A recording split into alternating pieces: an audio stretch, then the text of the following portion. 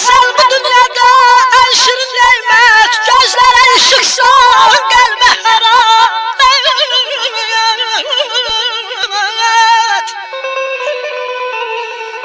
Benden soruşlar nedir mehabbet, bir seni duyuram, seni canına.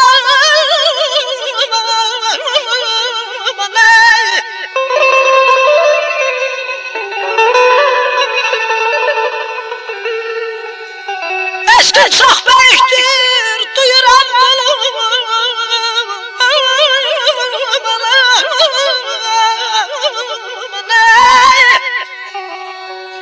Eşkin çok büyüktür, duyuram bunu. Duyuram başlara tac olduğunu. Halaya dememiş senin barıcını. Dileksiz yedirem dünyadan.